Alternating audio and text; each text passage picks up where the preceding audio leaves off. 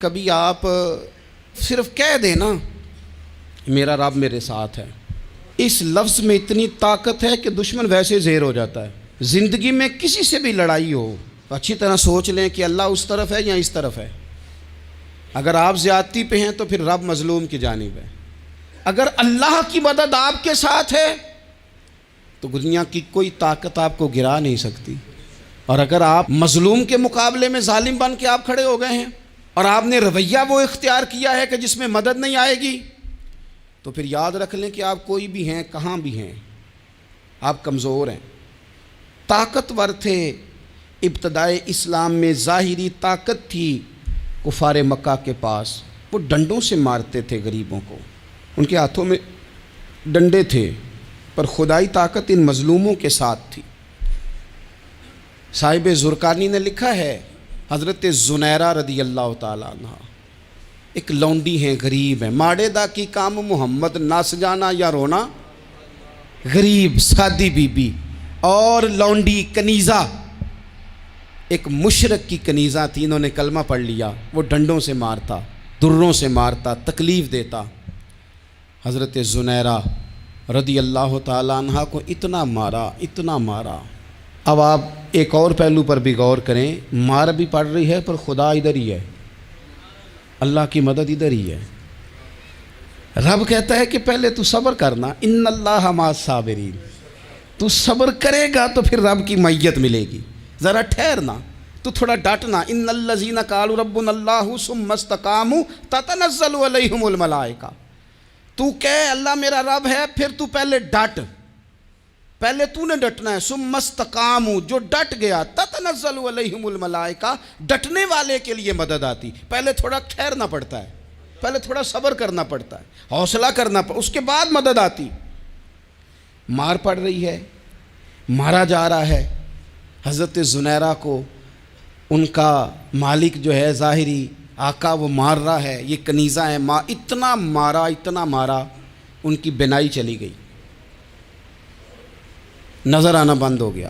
ابو جہل آیا اور کہنے لگا زنیرہ دیکھا نا ہمارے بت تیری آنکھیں لے گئے، معاذ اللہ، لات و منات ہمارے بتوں نے تجھے اندھا کر دیا۔ اب ایسا نہیں ہے کہ بی بی روتی جا رہی ہے، مایوسی معاذ اللہ، پریشانی، غریبی بڑی ہے، پوچھنے والا کوئی نہیں، یہ باتیں نہیں۔ کیا جملے ہیں خاتون کے، کیا لفظ ہیں۔ ابو جہل نے تنزیہ کہا معاذ اللہ، کہنے لگا دیکھا نا ہمارے بتوں نے تجھے اندھا کر دیا۔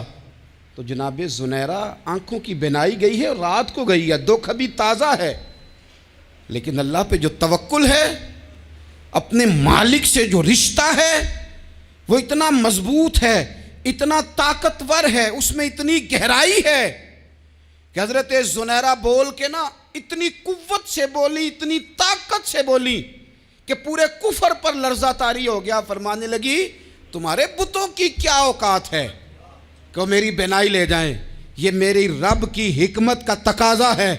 جب تک اس نے چاہا زنیرہ دیکھتی رہی، اور جب اس نے چاہا زنیرہ کی آنکھوں کی بینائی چلی گئی، اور اگر وہ چاہے گا نا تو بینائی واپس بھی کر دے گا۔ اگر ہو ذوق یقین پیدا تو کٹ جاتی ہیں زنجیریں، اگر وہ چاہے گا تو بینائی آ بھی جائے گی۔ حضرت زنیرہ نے رات کو یہ لفظ کہے، ابو جہل اور سارے کفار ڈر کے سن کے چلے گئے، آپ اطمینان سے آ کے بستر پہ سوئی۔ جب سویرے اٹھی تو اللہ نے آنکھوں کی روشنی واپس کر دی تھی، آنکھوں کی اب چھڑی پکڑی ہے، بازاروں میں گھومتی ہے، کہتی ہیں بلاؤ کدھر ہے تمہارے لات و منات، دیکھو میرے رب نے روشنی واپس کر دی، آ کر میرے ساتھ ادھر آ، ستمگر ہنر آزمائیں، تو تیر آزما ہم جگر آزمائیں۔ بیمار لوگوں یاد رکھو، کہہ دیا ڈاکٹر نے کہ تو بڑا بیمار ہے، تو بڑا کمزور ہے، یہ ہو گیا وہ ہو گیا، تو ڈاکٹر اپنے علم کے مطابق بات کر رہا ہے، ہوگا تو وہ جو میرا رب چاہے گا۔ کمزور ہو جانا، پریشان ہو جانا، تکلیف میں آ جانا، پتہ نہیں بات ہو گئی ہے تو جانے کیا ہو جائے گا۔ اپنی زندگی کے اندر اپنے رب سے رشتہ مضبوط کریں، رسول کائنات سے رشتہ مضبوط کریں، اللہ والوں سے رشتہ مضبوط کریں۔ حضرت زنیرہ نے پیغام دیا کہ زندگی میں جو جینا چاہتے ہیں تو وہ رب کا نام لے کے جی سکتے ہیں۔ جو اپنی زندگی میں خوشیاں دیکھنا چاہتے ہیں تو رسول اللہ کے نام پر خوشیاں دیکھی جا سکتی ہیں. توکل کی بنیاد پر بندہ خوشیاں لے سکتا ہے.